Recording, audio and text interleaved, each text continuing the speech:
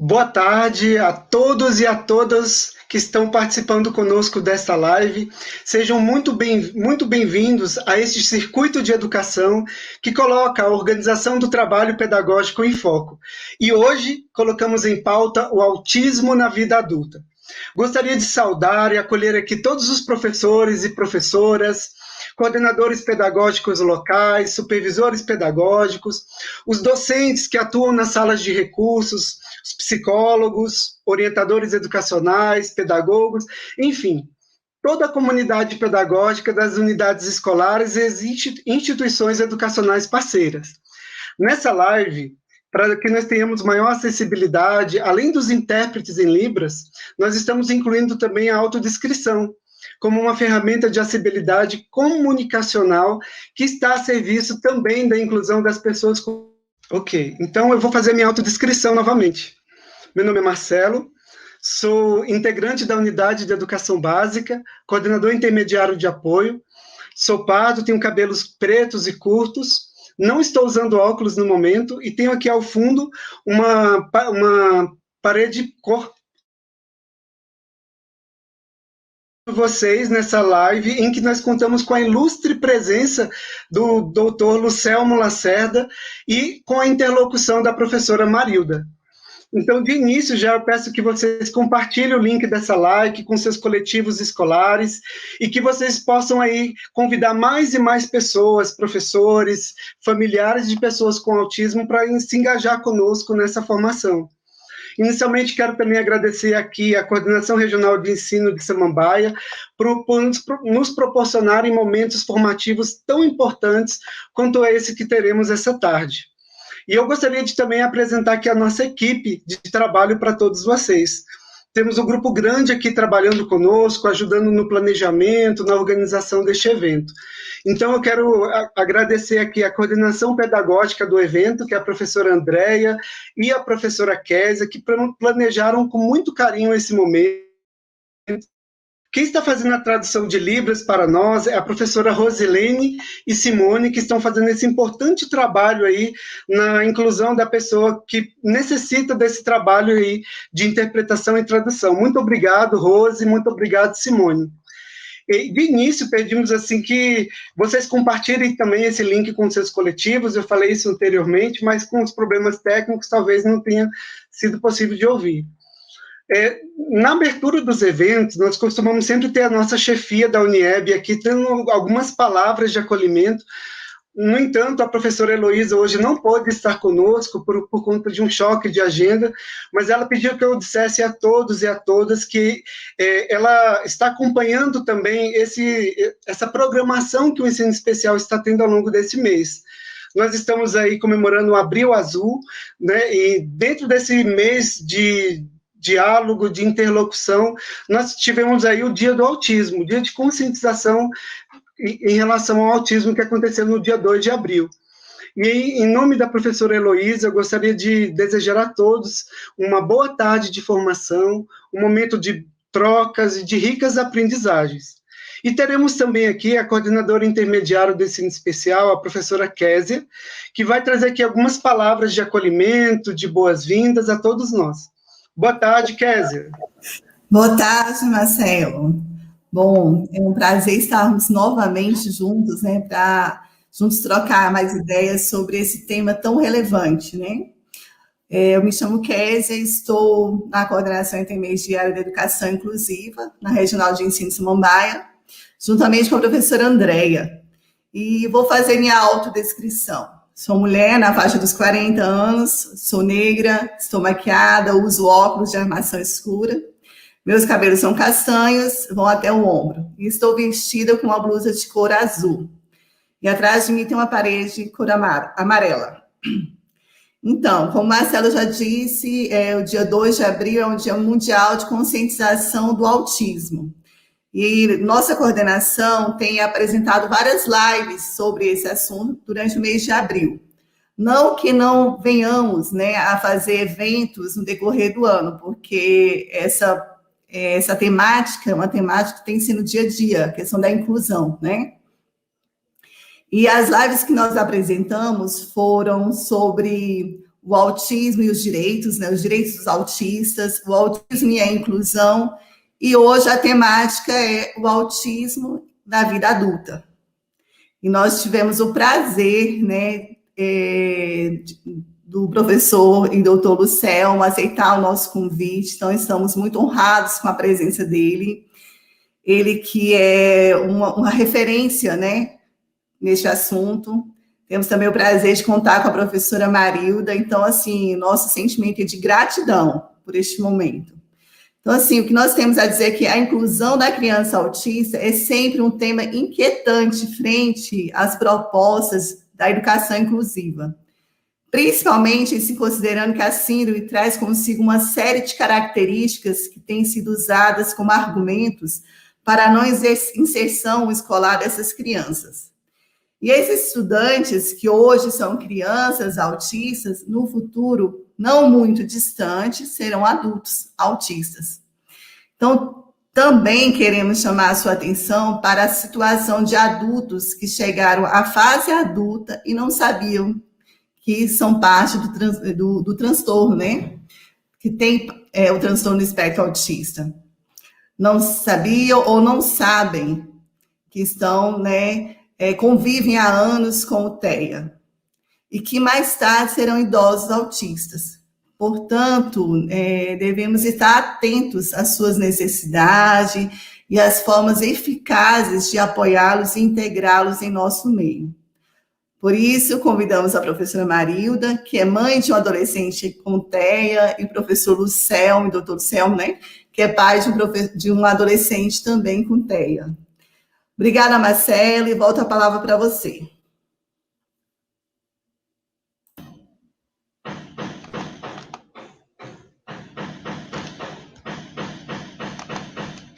Obrigado, Kézia, pelas palavras de acolhimento. E como você bem mencionou, a dinâmica desse encontro vai se organizar da seguinte forma. Nós teremos uma exposição dialogada do doutor Lucelmo Lacerda, e ele vai estar interagindo com a professora Marilda, que é professora da nossa rede, uma referência para nós nos estudos nesse campo do conhecimento, e também mãe de um estudante autista. Então, eu vou convidar a Marilda, ela irá fazer a contextualização da palestra e também a apresentação do nosso palestrante de hoje. Boa tarde, Marilda. Oi, boa tarde, Marcelo.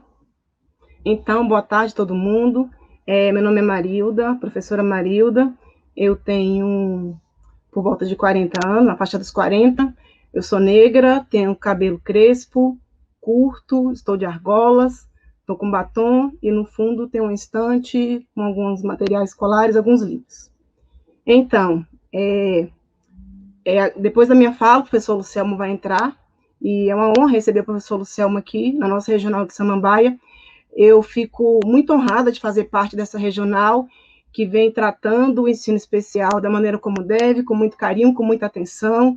A regional de Samambaia, na pessoa da Guiana e da Kézia, tem esse cuidado especial, tem tido esse cuidado em relação a todo o ensino especial de uma maneira geral, e trazendo palestras, cursos, formações, todo esse cuidado para que o trabalho funcione. Eu fico muito feliz e honrada de fazer parte dessa regional.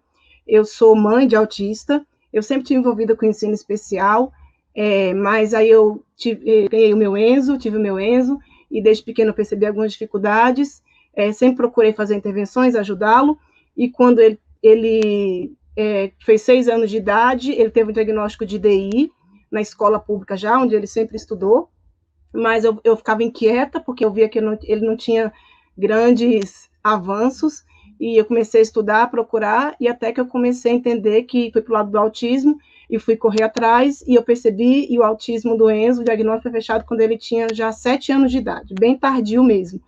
Mas depois do diagnóstico fechado, procurei o melhor tratamento, fui estudar, me aprofundar sobre ABA, e comecei a tratá-lo dessa maneira, com rotinas, e eu consegui ver uma melhora significativa no comportamento e no progresso do meu filho.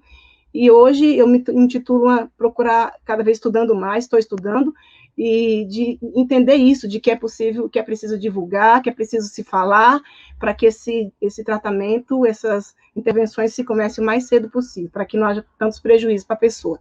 E eu sou pós-graduanda, estou terminando meu curso pela CBI, o professor Lucelmo é meu professor, participo de um grupo de estudo com ele também às quartas-feiras, e aprofundando ainda mais em aba. Vou fazer mais outro curso com ele agora nesse final de semana, de alfabetização de autismo, já pensando realmente no meu filho, nos meus alunos. Então, é uma grande honra recebê-lo hoje aqui, e que a gente possa aprender um pouco mais, né, entender um pouco mais, e que a gente possamos todos juntos entender que é assim, é divulgando, é estudando, que a gente vai conseguir ajudar mais pessoas e melhorar a vida de muitas pessoas, muitas crianças e futuros adultos, né, que estão batendo na porta, como meu filho, que já é um adolescente. Então, que o professor Lucelmo agora entre, né, e nos dê uma palavra sobre isso. Olá, boa tarde, tudo bem, Marilda? Tudo bem, pessoal? Marilda, muito obrigado pelo convite.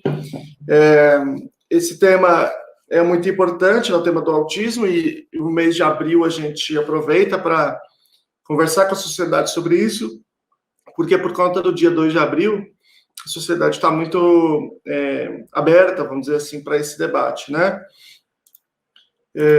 Eu fiz meu doutorado em educação pela PUC São Paulo, fiz o pós-doutorado na Universidade Federal de São Carlos, estudando a inclusão na pessoa com autismo, e esse é o meu campo de pesquisa hoje, né?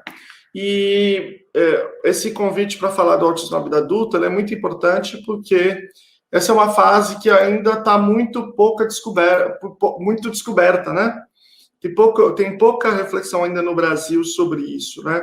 Nós temos aí um grande contingente de pessoas com autismo que vive condições muito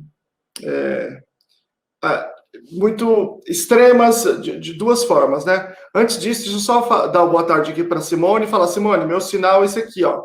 Sim, assim, tá? Obrigado. E eu esqueci de me descrever também. Eu sou um homem de barba, pele clara, cabelo liso, estou com fone de ouvido, e atrás de mim tem uma estante com alguns livros e alguns enfeites.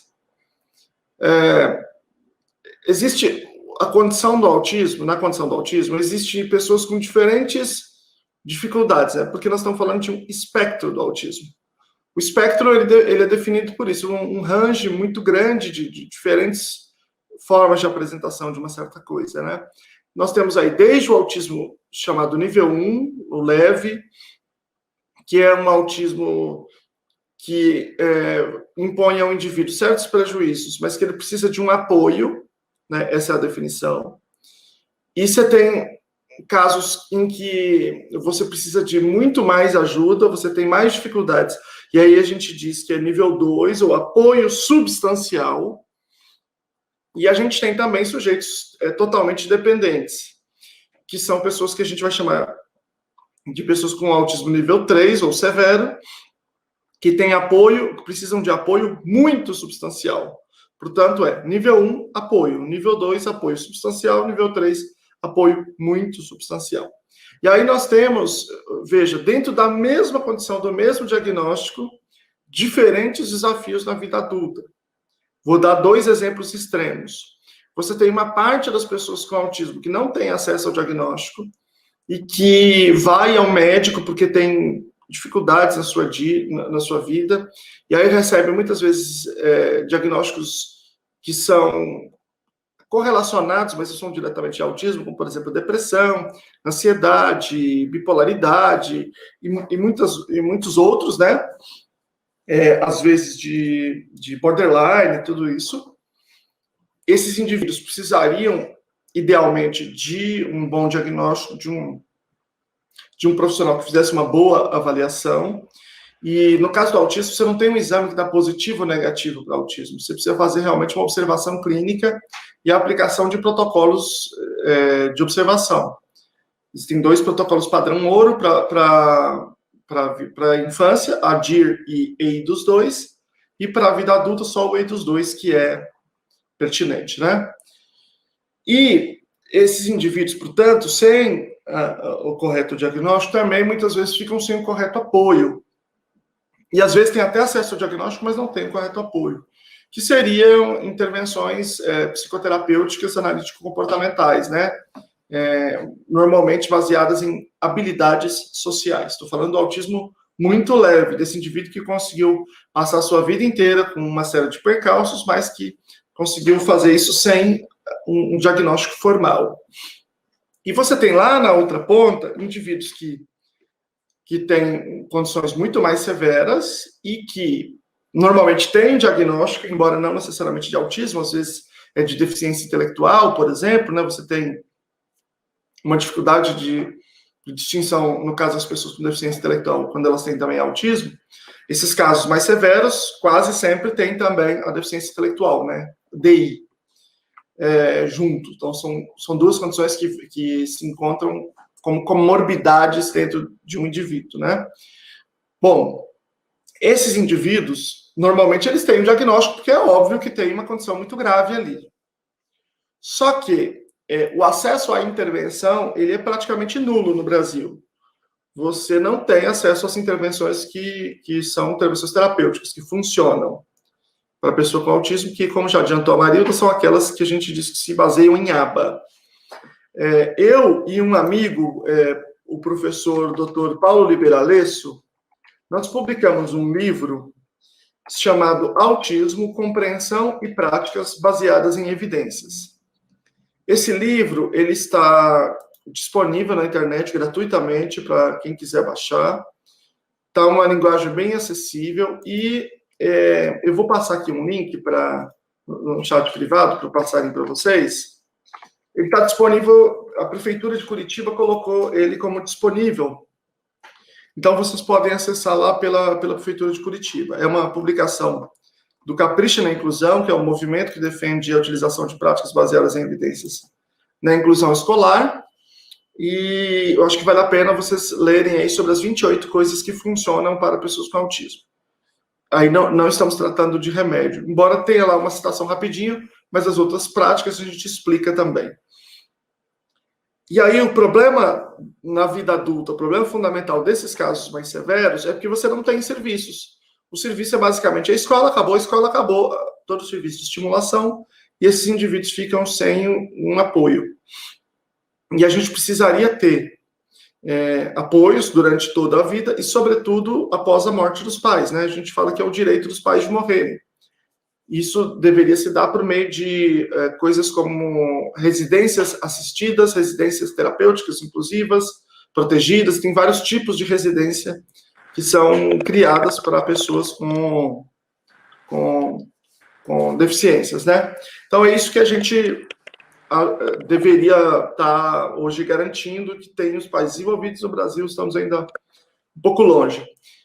A LDB foi mudada no ano de 2018 por uma proposta de lei do deputado Eduardo Barbosa. E depois, ano passado, 2020, foi mudada também a Constituição brasileira, dando o direito também a essas pessoas do que a gente chama de educação ao longo da vida.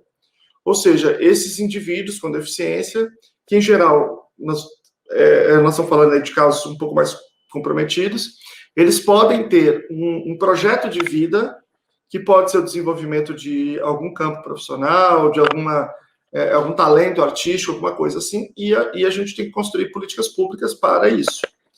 E isso, como está previsto tanto na LDB quanto na Constituição, é claro que tem um suporte legal bastante robusto para que isso aconteça, mas infelizmente nós não temos hoje ainda. Então nós precisamos resolver na vida adulta essas duas grandes questões, vamos dizer assim, né? Que são opostas, mas que afligem as pessoas com autismo. Aí. E é claro que isso tudo se agrava à medida que a gente também não tem os serviços para outras faixas de idade. Porque a gente deveria estar oferecendo intervenção precoce nas creches, e não estamos, né? E isso é uma coisa muito complicada. Por quê? Porque quando você tem um caso que você intervém muito cedinho, a chance de desenvolvimento desse indivíduo é absurdamente maior do que se você fizer isso depois. Depois você pode fazer intervenção, ela vai funcionar, mas não tem comparação em termos de efetividade, de eficiência, de eficácia, com quando você intervém quando a criança é pequena, né? Sobretudo bebê na primeira infância. Então, esse é o ideal, é que nós estamos muito distante ainda, né? Nós temos uma escolarização que não se baseia em evidências científicas, não se baseia nas práticas com melhor evidência que a gente tem, né? Então, a gente tem então, isso é um problema para nós nesse momento. Ou seja, a falta de um sistema que englobe todas as idades, né?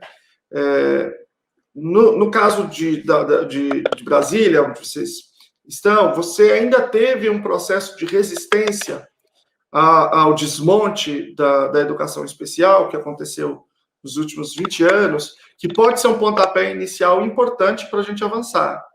Mas ainda assim estamos muito distantes do que seria uma educação especial, inclusiva, baseada nas melhores evidências. Marilda, não sei se você quer voltar aqui, você vai perguntando e vai trazendo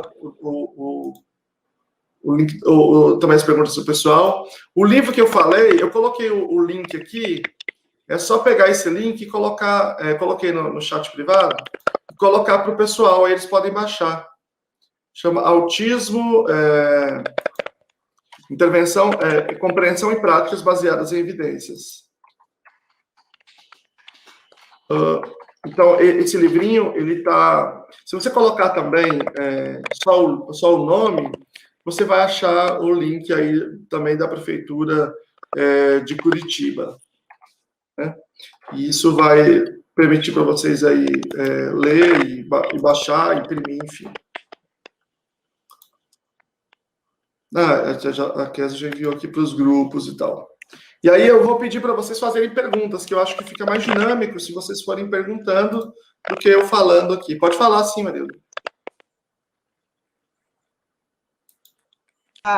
Nós temos um grupo, né, aqui na Samambaia, nosso grupo de WhatsApp dos professores de classe especial daqui de Samambaia, e a gente já colocou lá no grupo já o livro lá para disponibilizar, para a gente estar conhecendo e entendendo mais. Então, quando a gente fala em autismo na vida adulta, é uma preocupação muito grande, né? Porque é como você falou, todo olhar em relação ao autista é quando é bebê, é quando é criança.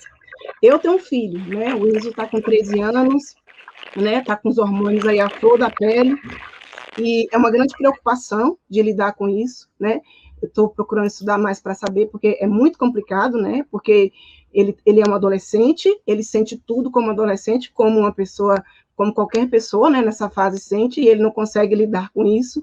E eu percebo que ele tem, hoje em dia, picos mesmo, mais de agressividade, tem hora que ele fica mais agitado ainda, porque eu percebo como se fosse os hormônios meio ebulindo, né, dentro dele, e ele não sabe como lidar com isso.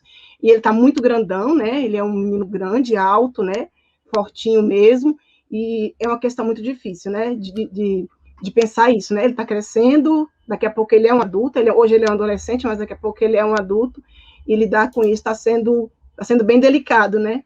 Quando era criança era tudo mais fácil. Então, é uma preocupação que eu tenho. Hoje em dia nós estamos de maneira remota, né? Ele estuda na escola classe 111, a professora dele é bem atenciosa de mandar algumas atividades para ele, e eu acompanho aqui em casa da melhor maneira que tem. Ele sempre teve muita resistência com a escola, e hoje em dia, então, ele nem quer vir falar de escola, eu nem sei como é que vai ser quando a gente voltar na vida real em relação a isso. Então, em relação a isso, que seria uma coisa, um ponto, né, em relação à escola, né, em si. Por exemplo, dando exemplo do meu Enzo mesmo, né, que hoje tem 13 anos, que espero que no futuro próximo a gente consiga voltar de maneira presencial para a escola, vai ser um trabalho para ser feito com ele em relação a isso. A alfabetização dele está muito capenga, ele está na alfabetização bem no começo mesmo, e eu vejo que isso é uma dificuldade em relação à escola mesmo. Como é que vai ser, como é que é isso? Porque hoje a gente não tem nada assim muito de concreto. Nós temos o EJA interventivo, que é para, né, nas escolas, mas a gente vê que as crianças, né, os adolescentes chegam lá, a maioria não estão alfabetizados, é um grande problema isso, não estarem alfabetizados, e chegam lá e lidam com adolescentes daquela mesma idade, e eles não acompanham, né, a idade mental deles não acompanha, aí já tem mais dificuldade, que não estão alfabetizados também, então a escola se torna um grande problema. Eles estão lá, mas ao mesmo tempo eles não fazem parte, né? São pequenos adultos, estão lá, mas não conseguem fazer parte daquele meio e não estão alfabetizados. Então, eu fico pensando que, de repente, se pelo menos tivesse alguma ação em relação a isso, deles avançarem mais na alfabetização, para eles se engajarem um pouco mais, eu fico muito inquieta em relação a isso. É por isso que eu vou até estar participando desse curso que você vai estar dando de novo, né, sobre alfabetização agora nesse sábado, nesse final de semana, e a minha intenção é tentar divulgar isso ao máximo. Eu penso, assim, que eles serem um pouco mais alfabetizados, né, conseguirem um pouco mais em relação a isso, vai ajudar eles a se engajarem um pouco mais e fazer parte daquele grupo. Então, isso é uma grande preocupação que eu acho, a questão em relação à escola, eles estarem se engajados lá, porque uma coisa, quando eles são pequenininhos, tudo é muito engraçadinho, mas aí eles ficam adolescentes, ficam maiores, e a escola não tem espaço, não cabe, eles não cabem ali na escola, não tem, sabe, é uma peça que não se encaixa. Para mim, é um grande problema, é isso, eles crescem, acabou, não tem mais para onde eles irem, onde eles vão, não estão bem encaixados, a escola se torna um grande problema, na verdade. O que acontece é que existe um discurso que acaba sendo uma falsa dicotomia, mas é a dicotomia real que existe no discurso aí há alguns anos atrás, que é assim: ou a escola trabalha com só conteúdos acadêmicos, que todo o resto é errado e não presta, e é clínico e não vale nada, ou eu só trabalho com currículo funcional natural e também não desenvolvo nada que é acadêmico. E essas duas coisas, essas duas ideias, elas são ambas equivocadas, né? Na verdade, as habilidades funcionais, elas estão relacionadas a conteúdos acadêmicos, como um pré-requisito para certos conteúdos acadêmicos, né? Então, a gente precisa que haja um pré-requisito, o desenvolvimento de certos pré-requisitos. Por exemplo, para a alfabetização, é preciso que o indivíduo saiba fazer rastreio visual, ele saiba discriminação auditiva-visual, uma série de coisas. Só que aí eu preciso avaliar isso tudo, e quando chegar no ponto da alfabetização, eu preciso usar as práticas com melhor evidência. E aí, a gente tem as escolas especiais que se dispõem, que podem fazer esse trabalho desses pré-requisitos. As outras escolas também deveriam fazer, mas não fazem, né? Mas quando chega na alfabetização propriamente dita, eles têm uma dificuldade muito grande para trabalhar essa habilidade acadêmica, porque desenvolve essa cultura muito focada só no currículo funcional natural. E esse salto é muito difícil. E tem o problema que, quando lá 20 anos atrás, nós, no Brasil, a maior parte do Brasil fechou as escolas especiais, a gente também eliminou todas as legislações e normas que regulamentavam isso, de modo que é como se a gente fingisse que a educação especial não existe. Só que ela existe, né? E ela tem que existir, tá certo, tem que existir mesmo, porque todo país civilizado tem, isso é importante. Só que quando a gente faz isso, a gente deixa de orientar, e a gente deixa de fiscalizar, e a gente deixa de dar um norte e de financiar direito. Elas estão todas subfinanciadas, precisariam de muito mais dinheiro para fazer o que é preciso ser feito nesses lugares. Então, ficou um sistema muito errado, né? Você tem nas escolas públicas regulares, comuns, um monte de criança que não está aprendendo, porque se só tenta colocar conteúdo acadêmico, mas ele não tem pré-requisito, aí o indivíduo fica até o colegial e não fica alfabetizado. E você tem também nas escolas especiais, embora tudo que eu estou falando varia, né? Óbvio que não é todo lugar, mas você tem uma dificuldade muito grande também de desenvolver a alfabetização, que eu concordo com você. É uma habilidade absolutamente fundamental. Por quê? Porque ela dá acesso a inúmeras possibilidades de vida, né? A gente consegue, quando a gente está alfabetizado, a gente consegue comprar coisas no mercado, a gente consegue eventualmente pegar um ônibus, a gente consegue ler um manual, a gente tem acesso a inúmeras possibilidades que incrementam, que melhoram a qualidade de vida. Então, essa dicotomia entre escola especial e escola inclusiva precisaria acabar, e a gente pensar em todos os indivíduos, em toda a sua formação integral. e com muita ênfase na alfabetização.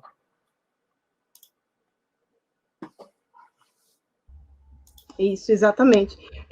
Lucelmo, inclusive aqui em Samambaia, como eu falei, onde a gente está, essa cidade daqui, cidade satélite aqui de Samambaia, onde a gente faz parte, como eu falei no começo, assim, eu tenho muito orgulho de fazer parte daqui, porque é um regional de ensino que tem essa preocupação de estar divulgando, de estar procurando formações, os professores estarem fazendo esse trabalho inicial, que é o principal, né? E a gente fez até algumas formações aqui sobre isso, de falar, gente, eu bati muito nessa tecla com o grupo falando, a gente precisa de uma avaliação inicial, conhecer quem é esse menino, né? Já tô colocando já baseado mesmo na aba, né? Para as pessoas que estavam conhecendo agora, mas conhecer quem é esse menino, nos detalhes, para a partir daí começar essa intervenção, para ir num futuro próximo e avançando em relação a isso, né? A gente fez um trabalho em relação a isso, de que a avaliação tinha que ser feita desde pequeno, exatamente para começar com essas AVDs, e como você falou, Lucelmo, na verdade, a alfabetização faz parte das AVDs, faz parte dos cuidados próprios, porque exatamente quando ele consegue ler, que ele consegue nessas coisas mínimas, chegar no mercado e saber comprar uma coisa que precisa, saber pedir alguma coisa no balcão, em algum lugar. Então, assim, a alfabetização deveria fazer parte disso também, né? Das AVDs, é necessário. Então, a gente tem muito aquela visão ainda aqui, de uma maneira geral, de que, exatamente como você falou, que o aluno ele é especial, ele é autista, ele está na escola. Então, assim, a inclusão é o quê? Vamos fazer com que ele faça parte, ele participa das festinhas, ele participa né?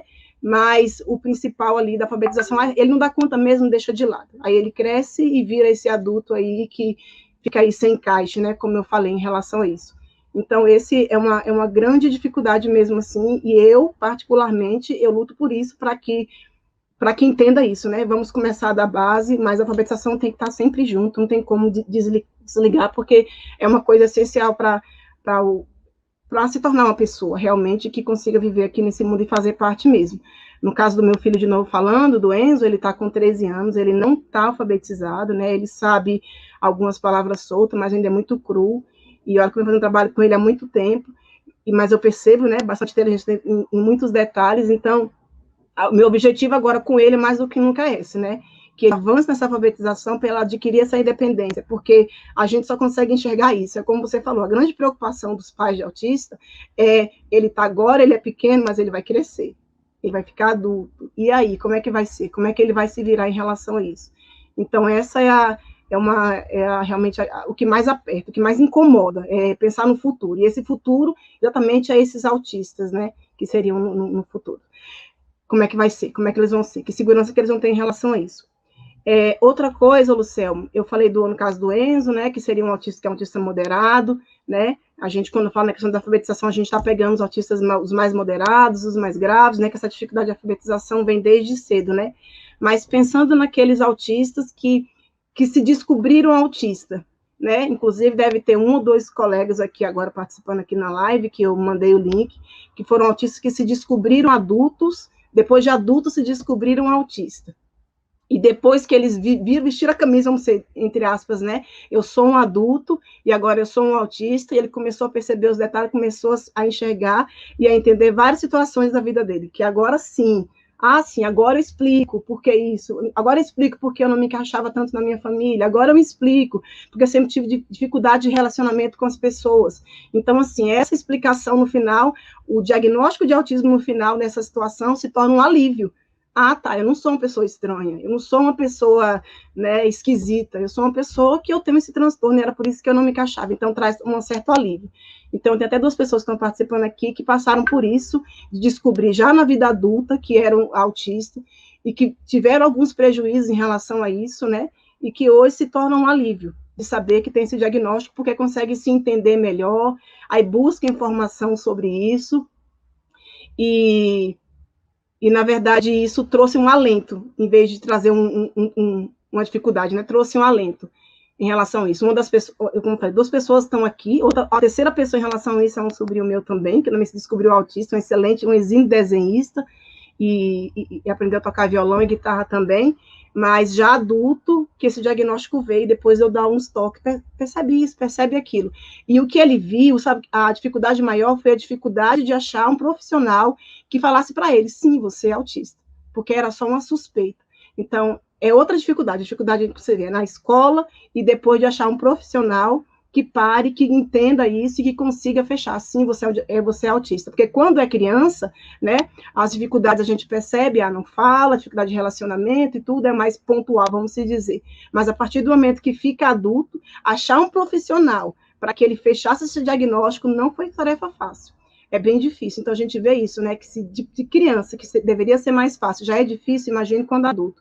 Então, essa é outra dificuldade, né? A gente percebe que ainda, infelizmente, os médicos não estão assim tão envolvidos em relação a isso, e que se o diagnóstico é difícil, criança, quando é adulto, é mais difícil ainda. Então, depende de você falar sobre isso, como a dificuldade realmente dos médicos estarem fechando esse diagnóstico, tanto quanto infantil, que a gente tem umas barreiras, mas como adulto, então, é bem pior, foi bem difícil de achar. Então, eu acho que até vai no sentido da pergunta também da Luciana, né, que é a questão da formação dos professores. E aí eu acho que engloba os dois, né, os médicos, professores, na verdade até outras categorias também. Existe um problema sério, né, nessa questão da formação. E esse problema ele tem a ver com um monte de coisa. Tem a ver com o fato do autismo ser uma condição relativamente nova, de ser uma condição que mudou muito com os anos. O que a gente chama de autismo mudou muito, né? Principalmente quando introduziu isso que a gente chama de síndrome de Asperger, que é provavelmente a condição em que essas pessoas, que são seus amigos que estão na live, se encaixam, né? Que são casos extremamente leves, mas que ainda assim precisam de apoio, precisam de ajuda, e que, por conta de toda essa dificuldade, também, de toda dessa sutileza, também torna difícil o diagnóstico. Porque o problema do diagnóstico não é no caso moderado e grave. Esse, o indivíduo já vai com diagnóstico. O problema é que, às vezes, vai só com DDI, mas dificilmente ele vai ficar sem diagnóstico. Você bate o olho, você percebe que o indivíduo ele tem uma alteração muito profunda. Agora, no caso dos leves, é diferente, porque a pessoa passa como uma série de coisas aí, né? E isso é que é um grande problema. Você chega no médico e o médico não tem experiência naquela área, então ele vai dizer que aquilo ali é frescura, ele vai dizer que aquilo ali ou outra condição, depressão, sei lá o quê, né? E a gente tem um desconhecimento dos médicos muito grande, muito, muito. A gente realmente precisa de alguém mais experiente. A formação ela é muito importante, então ela também está em falta, mas ainda com a formação, o ideal realmente, nos casos de adultos, é ideal que seja alguém com experiência, né? O problema é que, no caso dos médicos, é muito difícil você dar uma formação assim mais robusta. Os médicos, uma parte dessa comunidade é muito resistente às formações continuadas, né? Então, a gente realmente precisa de uma política pública, precisa ser uma coisa pública. O cara não vai buscar, muito difícil. Você precisa de uma política pública robusta, sólida, para poder preparar esses médicos. Ao contrário, no caso dos professores é diferente. Os professores, eles correm muito atrás de formação. Muito. Só que a maioria das formações que a gente fala de professor, elas se resumem a uma autoajuda. A fazer um discurso assim, olha, somos todos iguais, tem que respeitar a diferença, basicamente isso. Então, o professor, ele quer outra coisa, ele quer uma coisa que tem uma interface prática. E aí, a gente tem tentado fazer esse diálogo, né? Eu e muitas outras pessoas têm tentado fazer esse trabalho. Só que também é verdade que aí existem duas coisas. Primeiro, quando você vai dialogar com os professores, normalmente eles acham que você está trazendo mais uma modinha. Porque é um inferno na vida do professor isso, as modinhas, tal da modinha. Toda hora modinha diferente. Isso aí é uma coisa assim, que é impressionante na educação. Toda hora uma coisa mais besta que a outra. E sempre coisas assim, sem nenhuma evidência, não tem nada a ver com ciência e tal. E aí, os professores, portanto, sempre que se aparece uma coisa nova, eles sempre acham que é uma modinha. Então, ele sempre vai fazer tudo para dizer assim, tá bom, tô ouvindo aqui, mas ele não tá nem prestando atenção aqui. Então, esse é uma dificuldade. Então, a gente precisa romper essa barreira, demonstrando para o professor que o que nós estamos falando é uma coisa diferente, é uma coisa que tem uma interface prática. Então, por exemplo, quando eu vou fazer palestra para professores, às vezes eu começo falando de um procedimento prático. Depois eu vou falar da teoria que está por trás. Porque aí o professor já... Opa, peraí, esse negócio aí tem prática, tem procedimento? Peraí, então esse negócio aí é diferente. Então eu tenho tido essa abordagem que eu acho que tem sido bem legal. Agora, quando diz respeito às gestões, a gestão é um pouco diferente, porque a gestão ela tá pouco sensível ao discurso do professor, que é quem está na prática. E ela está muito sensível ao discurso da academia. Porque quando você sai da prática, você fala, pô, sou uma pessoa comprometida, sou uma pessoa, né? Então, eu vou estudar. E aí você vai estudar, e a nossa academia na área de educação é profundamente anticientífica. Então, você acaba tendo um discurso que passa a se opor aos professores, porque, a rigor, o que a academia no Brasil fala é que é tudo culpa dos professores, que eles são pessoas preconceituosas, do mal, por isso que a inclusão não funciona. Se eu for resumir, é isso que se fala, né? Isso não é verdade, é um absurdo, não tem nada a ver, né? Mas, enfim, a gestão acaba incorporando um pouco, normalmente, esse discurso. Né? Obviamente, mais uma vez, não é todo mundo, mas normalmente tem esse discurso. Quem é de escola há muito tempo sabe, já passou por muita história assim, de você estar na escola e você conversar com seus colegas, um belo dia, um daquele colega vira supervisor, coordenador, não sei o quê, aí ele volta na mesma escola, na mesma cadeira e fala o contrário do que ele falou. Porque agora ele é gestor. E não é porque é o cara do mal, não é porque ele quer... Não é nada disso, é porque agora ele está mais sensível ao discurso da academia. E menos... Aí ele volta para a sala de aula, ele volta a fazer o discurso de professor. É muito engraçado. Quando você está há muito tempo em sala de aula, você já viveu isso muitas vezes com muitas pessoas. Então você percebe que não é uma coisa pontual de uma pessoa, né? Porque a nossa academia, de um modo geral, faz esse discurso contra-científico, anticientífico, né? Mas fala que é científico. E aí há uma confusão, porque a gente também não tem formação. Então, só para resumir, assim, o que a gente precisa treinar esses professores, esses profissionais, e aí inclui também os médicos, né, nesse processo para ter acesso ao diagnóstico, é nas práticas com evidência. As práticas que funcionam. O que funciona para a agressividade? Coisa A, B, C e D. Então, tá bom, então vamos ensinar essas 4 coisas aqui. Não é ficar falando, gente, olha, bicho, é muito importante a escola, a agressividade. Olha, gente, demais, hein? Olha, tem que respeitar a diferença, tem que ser todos iguais, e Salamanca é muito legal. Isso tá bom, eu não estou dizendo que está errado falar isso. Mas não dá para falar isso a vida toda. Não pode, a gente tem que sair do lugar, né? E aí, tô ok, somos todos iguais, tudo bem, tem que respeitar, ok? Salamanca é legal, inclusão. E agora, como é que eu faço para ensinar esse menino, por exemplo, a se alfabetizar? Como é que eu faço para ensinar esse menino matemática? Como é que eu faço para fazer um plano de ensino individualizado? Então, a gente precisa dar esse salto, né? E é esse salto que está faltando a gente dar. E mandar um abraço para o Rudan, que é o parceiro já de longa data. Meu prof, maravilhoso.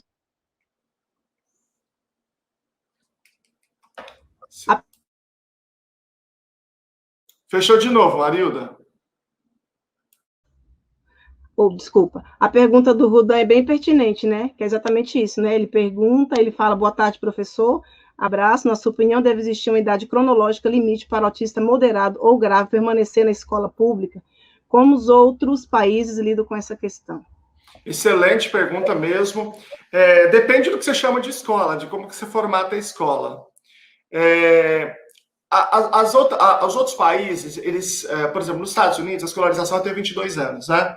Então, eles criam outras instituições, que não são exatamente escolas, que estão baseadas nesse conceito que agora foi trazido para a legislação brasileira, incorporado no nosso ordenamento jurídico, no documento mais forte que tem, que é a Constituição, que é o conceito de ensino ao longo da vida. Porque, qual que é o problema? O problema é que aquelas atividades que são feitas na educação especial, ou seja, que são feitas na educação, são baseadas naquilo que a gente chama de propedêutica. Ou seja, daquilo que todo mundo deveria aprender. Então, por exemplo, por que você... tem sempre a brincadeira, os memes da internet, né? Mais um dia sem aprender fórmula de Bhaskara.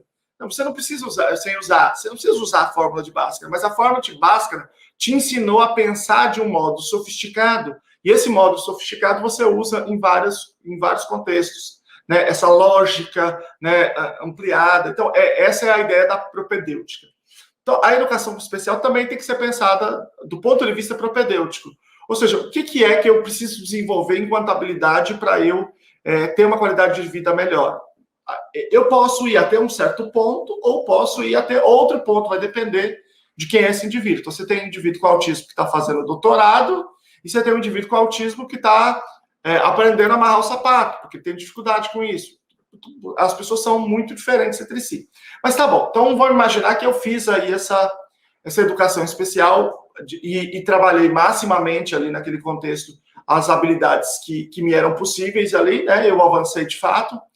Só que na vida adulta, eu preciso ter um projeto para a minha vida, ainda que eu seja um caso severo, ainda que eu seja um caso moderado. E aí, a gente, ao invés de partir de um conteúdo básico para todos, que a gente vai usar como referência para todos, e aí a gente vai mais perto ou mais longe desse conjunto, que é a propedêutica, a gente vai partir do projeto de vida do indivíduo. Então, por exemplo, eu posso ter um indivíduo moderado que fala assim, eu quero ser músico.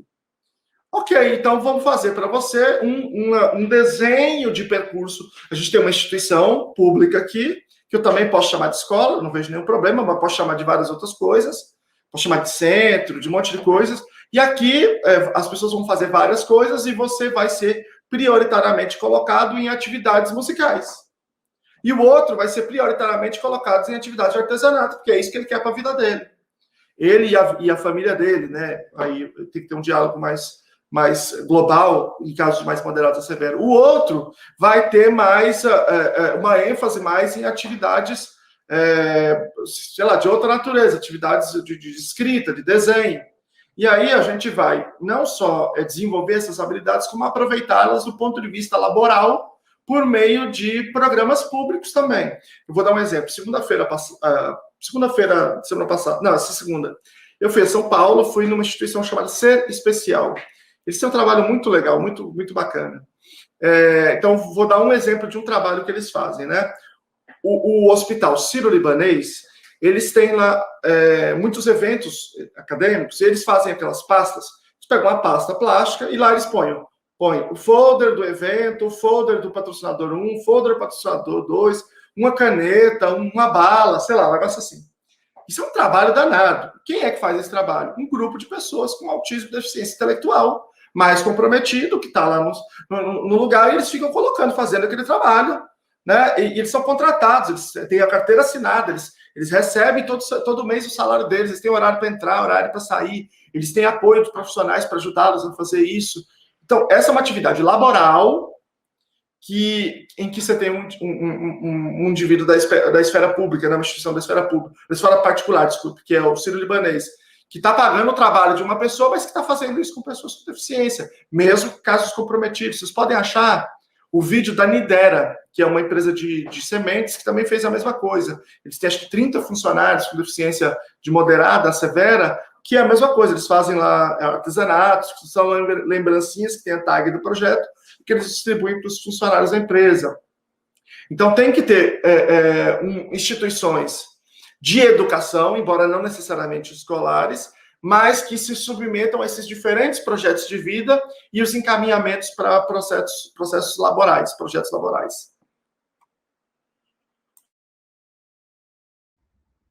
Certo.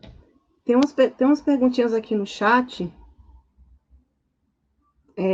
A Gláucia Araújo, professora, maravilhosa também, de Taguatinga, faz trabalho também com a Denise Rudão de perto. Ela perguntou, né? Boa tarde, professor. Na sua opinião, conseguiremos avançar na construção de uma educação ao longo da vida, com tantas lacunas na oferta educacional nos anos iniciais da escolarização? Em primeiro lugar, eu acho que as coisas elas não estão relacionadas, porque nós estamos falando, em geral, de recursos públicos diferentes, de agentes públicos diferentes que deveriam organizar um ou outro. Então, eu acho que tudo depende da luta política dos pais de crianças com deficiências e de adolescentes e de adultos com deficiência. Né? Tudo depende de como que eles se concentram, se organizam e pressionam isso. Eu nunca vi um direito, uma política pública que aconteceu porque um político estava afim. É sempre por luta dos pais e das próprias pessoas com deficiência. Nesse caso, casos mais moderados e severos, dos pais, né? Nesse caso não é diferente. Isso está na lei, porque foi uma luta histórica, né? O deputado Eduardo Barbosa, ele é um personagem histórico da luta das APAES, da luta apaiana no Brasil, né? Agora, a mesma coisa eu digo em relação à inclusão escolar. Nós tivemos recentemente a Política Nacional 2020, né? No setembro de 2020, que foi uma luta histórica dos pais de crianças com comprometimento mais moderado a severo. O problema é que isso veio num contexto que as pessoas tinham uma rejeição muito grande ao governo e confundiu-se como uma pauta do governo. Tanto que o governo nem insistiu, o governo nem sabia que ia dar polêmica, né? Então, o governo não insistiu, porque não era a pauta dele, a pauta nossa, dos pais.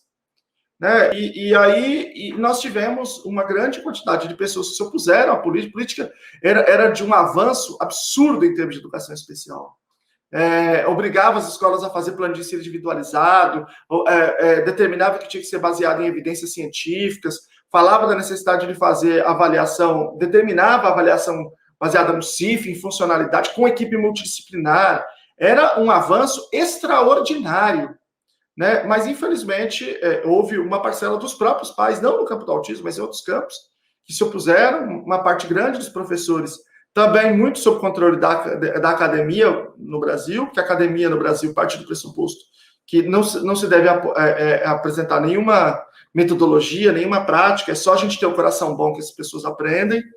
Então, acho que a suspensão dessa política no campo da inclusão, pelo menos no âmbito federal, atrasou uns 20 anos em termos de inclusão no Brasil, na minha opinião, né? Eu acho que em pelo menos 20 anos, ninguém vai querer propor uma política nacional por medo de ter uma reação semelhante, pelo menos não uma que se baseie em ciência. Acho que se as coisas forem acontecer, vão ser através dos municípios e da luta política dos pais de crianças com deficiência nos municípios. É verdade. Na verdade, assim, o que a gente tem que ficar aqui, é importante ficar para todo mundo que está aqui assistindo aqui essa live hoje, é que, assim, são muitas coisas que devem ser feitas, né, para que melhore, para que o adulto autista tenha uma vida mais digna, são muitas coisas que têm que ser feitas, políticas públicas, pessoas envolvidas, os pais estão se organizando, é toda uma questão bem ampla, né, para que a coisa aconteça. Mas o que é importante deixar pontuado aqui, que é um grupo de professores que estão assistindo aqui essa live, né, 95%, um ou outro não, mas a maioria aqui são professores que estão ali na linha de frente, que estão ali lidando com o aluno, seja ele um Asperger mais leve ou mais grave, mas eles que estão, a gente que está aqui mesmo na frente com eles mesmo, é importante deixar isso registrado, né, Lucelmo, que importante é cada um fazer a sua parte, né? A gente tem que estar cobrando, lutando por isso, mas nós, como professores, vou até me tirar do lugar do espaço de mãe, vou colocar como professora, sou professora de 2 alunos autistas também, pensar nisso, o que nós podemos fazer hoje, né? Para os nossos alunos que hoje ainda são crianças, né? Os futuros adultos. Exatamente isso, é se informar, buscar essas práticas, todo o meu trabalho dos meus alunos é totalmente baseado em aba, até da maneira online agora é tudo baseado em aba, organizado o espaço deles pelo programa Teach. Eu estou fazendo formação com os pais também, eu mando vídeo para eles diariamente, passei alguns cursos, uma delas está fazendo. Então, assim, o que a gente tem que fazer agora é exatamente isso, gente, é se alimentar dessas informações, aprender, construir, repassar. Hoje em dia, com a questão online, os pais, eles estão muito mais próximos, meus pais estão muito mais próximos de mim do que da outra maneira, porque eles são os facilitadores, estão do lado dos meus alunos, então eu preciso muito deles, eu preciso que eles entendam o que eles estejam fazendo, para que a coisa dê certo e aconteça.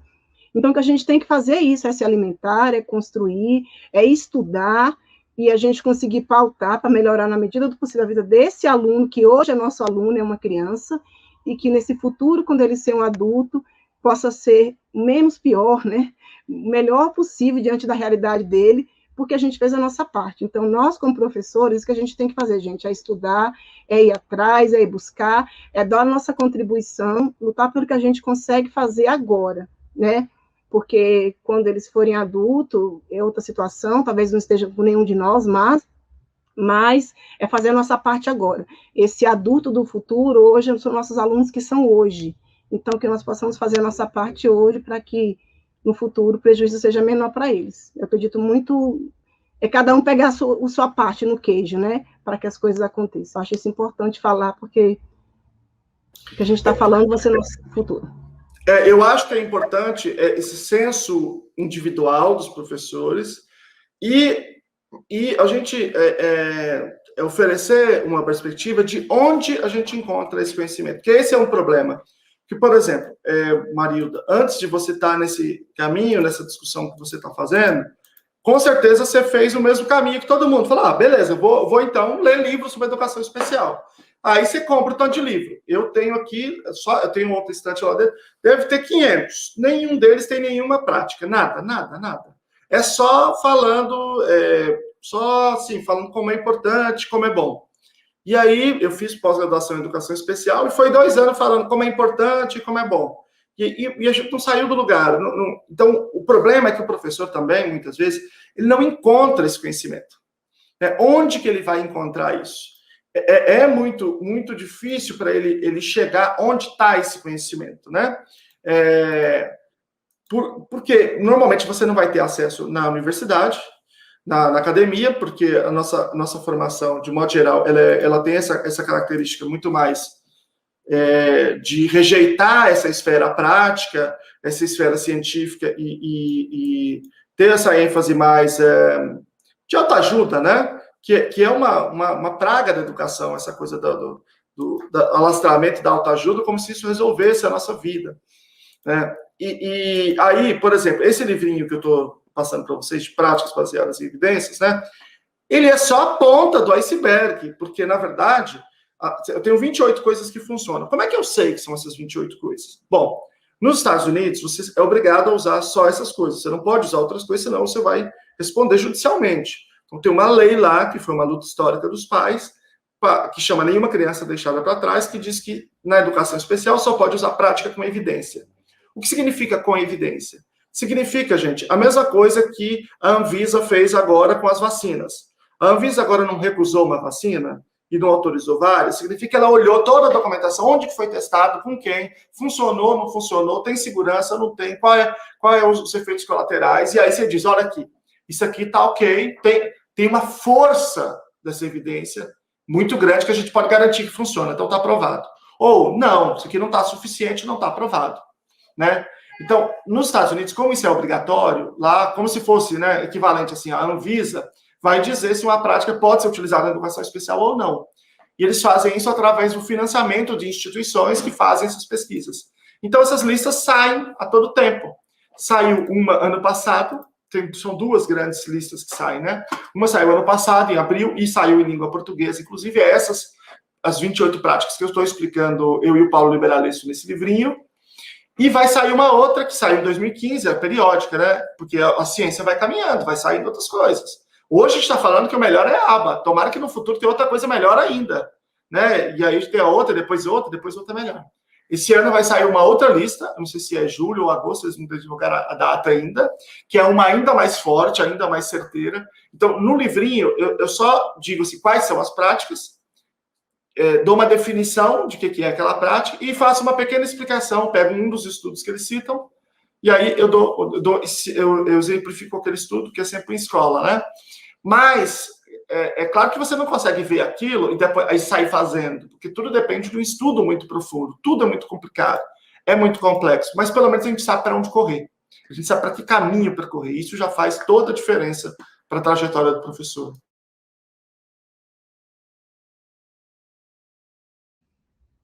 Certo, deixa eu ver se tem mais alguma perguntinha aqui que seria pertinente para a gente estar compartilhando, Luciano. A professora Arlete já passou aqui um pouquinho da fala dela, mas só ilustrando, né? Ela falou... Cadê a falinha da Arlete? A Arlete é professora também que trabalha com crianças e adolescentes, né? Faz um trabalho muito legal também. E ela falou, eu não estou vendo agora a fala dela, mas ela falou que ela conheceu um trabalho na Holanda e que ficou encantada com os alunos maiores, né? Deixa eu ver, professor... O Rudão fez outra perguntinha aqui de novo, meu professor querido, amado. Quais são os protocolos para avaliação e intervenção para autismo na vida adulta, se existe, e quais aqueles indicados para os autismos graves? Tá. Então, vamos lá. Primeiro, ele tinha feito outra pergunta sobre para onde a gente caminha após a suspensão da política de 2020. Eu não sei. A gente continua, nós pais, né, continuamos lutando, pressionando, esse governo ou qualquer outro, eu não estou nem aí com quem é o governo. Acho que a gente não pode ficar dependendo se é presidente um, presidente outro. Acho que a gente tem que lutar independentemente de quem seja, né? a gente continua, mas eu não me parece que agora o pessoal vai dar prosseguimento a essa pauta, porque, tipo assim, eles não precisam, né? A pauta deles, a pauta é nossa. Tem que ver aí para os próximos anos o que vai acontecer, mas a gente vai continuar pressionando.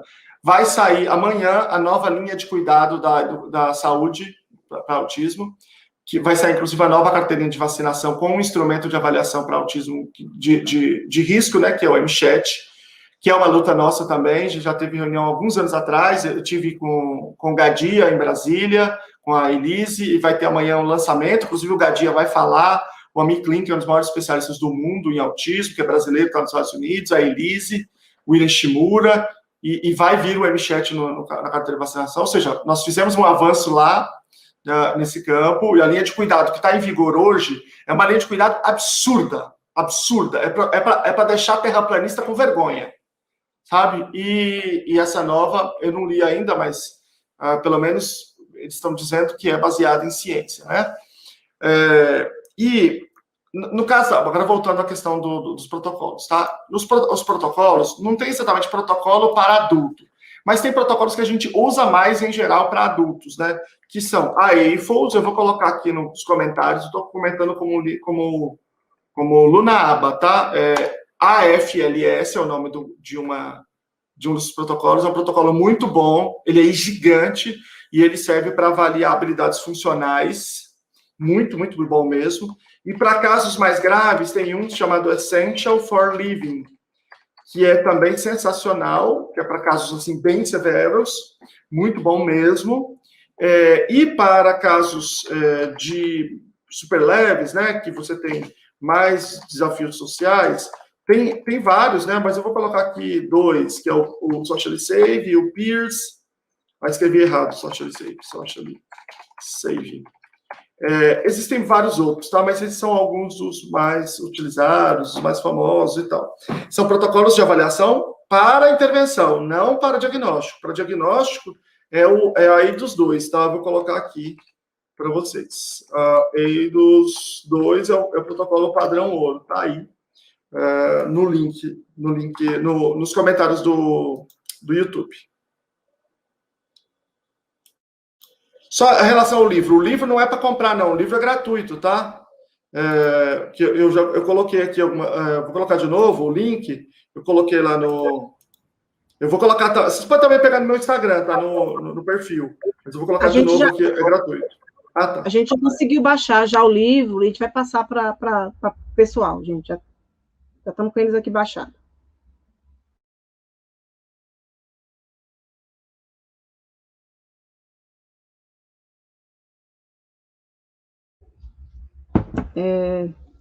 Vamos ver, né, Luciano? Tem mais umas aqui no chat, deixa eu ver.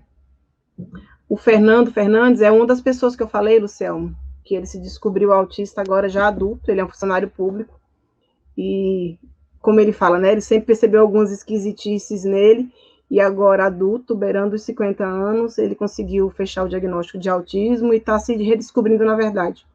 Aí ele só fez uma perguntinha para ilustrar, professor Lucelmo, qual a incidência de pessoas com autismo, síndrome de Williams e savantismo? Tá. O autismo, nós não temos dados brasileiros sobre a quantidade de pessoas com autismo no país, no Brasil, né? A gente tem dados nos Estados Unidos, lá tem uma instituição muito séria que faz esse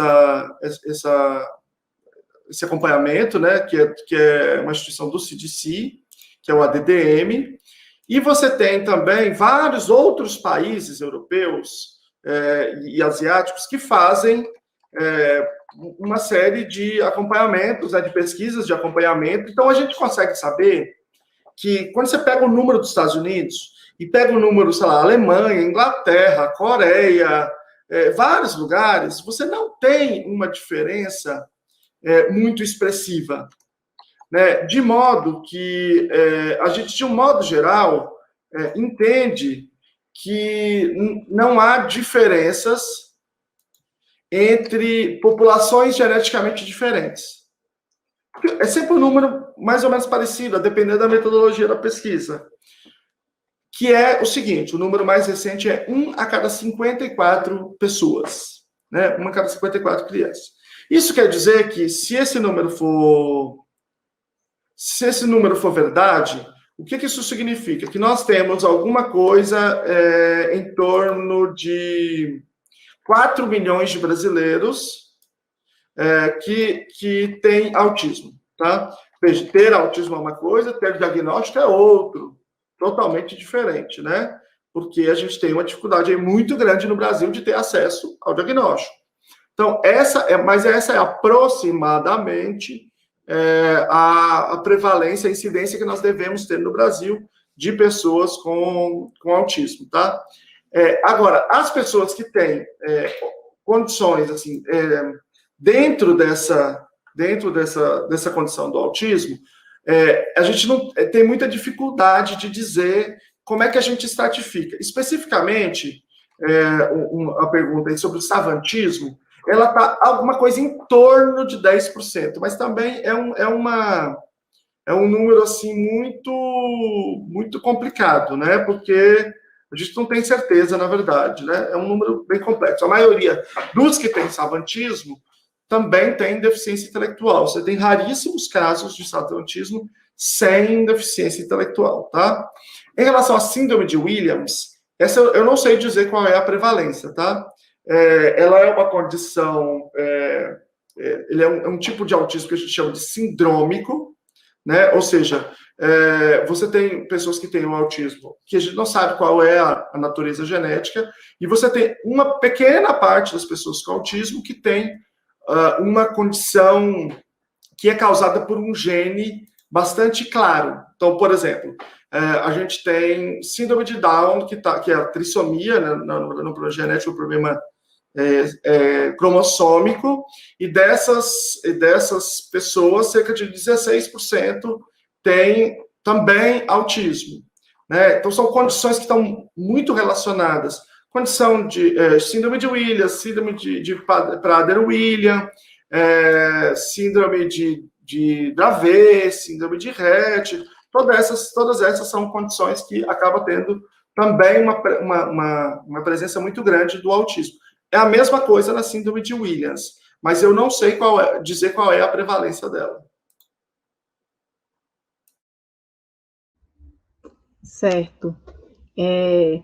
Então, Luciano, na verdade, assim, as perguntas estão bem, todas levam às mesmas falas que a gente já fez até agora, em relação à escola, em relação ao médico, então seria isso mesmo.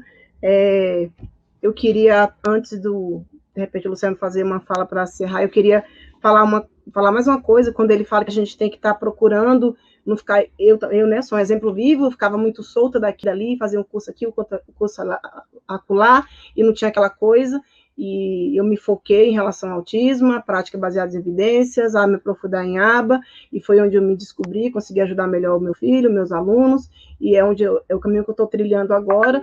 Então, que cada um possa trilhar o seu caminho em relação a isso, mas que a gente vá em busca. Mas eu preciso pontuar duas coisas. Uma das dificuldades em relação a isso é que, na verdade, assim, tudo é muito oneroso, né? Aí já entra aquela questão de que é o nosso salário, que é muito defasado, e todos os cursos, todos os livros, tudo fica muito caro, né? Às vezes chega a ser até inacessível, é muito difícil mesmo. Então, eu procuro adquirir meus livros na medida do possível, mas fica muito caro mesmo, tantos cursos, tantos livros, então é uma dificuldade a mais a gente ter que se formar, porque não são de fácil acesso, né? Esse conhecimento real, pertinente, o que faz diferença, esse conhecimento é bem complicado. Todos os protocolos, né, é tudo muito caro. Mas, né, é mais uma das dificuldades que a gente vai encontrar, mais uma das barreiras. Mas o caminho é esse, não tem outro. Em relação, assim, que eu queria estar passando para o grupo também, dos que vocês estão aqui, é que o Luciano não falou, mas tem esse livrinho aqui dele também, gente, ó, do professor Luciano, é um livrinho simples, super em conta, e que ele faz uma abordagem, assim, bem ampla em relação ao autismo, desde o histórico, ele fala um pouquinho de cada coisa, é uma fala, assim, muito simples, assim, exatamente como ele fala, o Luciano fala, a gente conversando mesmo. Então, no livro dele, essa fala simples, dá para ter uma ideia geral em relação ao autismo, em relação à escola, políticas públicas, de uma maneira geral. Então, uma recomendação, vou colocar depois lá nos grupos também, para quem quiser, né, adquirir esse livrinho do professor Lucelmo, que já é um pontapé inicial também, né? Para a gente estar nessa evidência em relação a trabalhar com o autismo. E, de uma maneira geral, só pedindo para visualizar, eu vou colocar lá, cadê? Deixa eu colocar assim. Transtorno do espectro autista, uma brevíssima introdução, né? Que é do professor Lucelmo mesmo, ele que escreveu esse livrinho, é bem interessante, é uma linguagem fácil, mas que faz bem diferença, né? A gente aprende bastante, de maneira rápida, para ter uma ideia. E tá perguntando onde compra, Lucelmo, você tem que falar do seu livro aí. O pessoal tá perguntando. Tá bom. Antes, deixa eu só dizer, alguém perguntou aqui como é que tem acesso aos protocolos. A maioria, pessoal, vocês vão ter acesso, vão ter que comprar, ou vão ter algum curso que as pessoas distribuem, mas tem um muito bom, um dos melhores que existem, que eu coloquei aqui um link de um vídeo meu no YouTube, que já tem esse protocolo, já tem na descrição, vocês podem baixar, que é o VibMap. É um dos melhores protocolos que tem, tá? E você já consegue ter o documento para preencher, tudo isso. Bom, o meu livro, ele tem... Você pode achar na Americanas, Amazon, assim, né? E no meu Instagram, nos destaques, também tem lá para vocês adquirirem. Alguém perguntou qual é o meu Instagram? Gente, essa é a vantagem de chamar Lucelmo, né? Você pôr no Instagram Lucelmo, só aparece eu. Não tem dificuldade, não. É super simples. Então, tem lá no destaque, já tem um link, é só colocar para cima e já tem acesso. Eu fiz um livro que realmente ele é específico para a pessoa que precisa saber de um modo geral, mas com bastante rigor científico, né? Então, eu tentei aliar essas duas coisas, didática e rigor.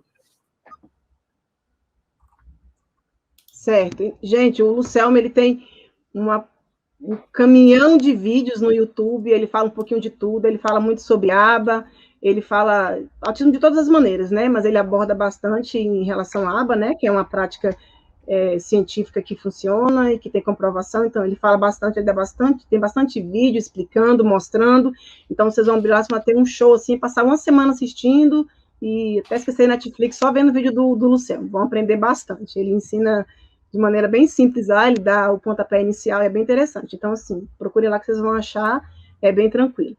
E, no mais, era isso, Lucelmo, a gente fica muito feliz de ter aceito o convite, de estar falando aqui com a nossa regional, que está cada dia mais buscando essa formação, buscando esse conhecimento, a gente fica muito honrado da sua presença, você é uma pessoa que está sempre estudando, que está aí batalhando da sua maneira para essas políticas públicas também acontecer, então, assim, eu fico muito feliz, muito honrada de ser sua aluna, de estar aqui, de você estar compartilhando com a gente seu conhecimento, e que a gente possa ter outras oportunidades em outros temas em relação a isso, porque a gente é carente em relação a isso, a gente quer aprender cada vez mais. Eu que agradeço, Marilda, e a equipe pelo convite, e a todos que participaram aqui do debate. Um grande abraço, gente. Obrigada, hein? Obrigado, Marilda. Obrigado, professor Lacerda. E eu gostaria de partir agora para os agradecimentos. Agradecer a todos e a todas pela presença nessa live formativa e sinalizar para vocês que a qualidade na formação, ela foi muito enriquecida pelos comentários que vocês deixaram aqui no chat, pelas perguntas, e por esse processo nós fomos estreitando o diálogo entre os formadores e a audiência. Quero deixar aqui meu agradecimento muito especial à equipe que nos apoiou na divulgação, na organização deste evento, professora Andréia, professora Késia, da coordenação intermediária, o Leandro, a Luciane, que estiveram aí na equipe técnica. Também eu quero agradecer às intérpretes Rosilene, Ângela e Simone. Todas as lives que elas estão conosco recebem muitos elogios pelos participantes, então nosso muito obrigado a vocês.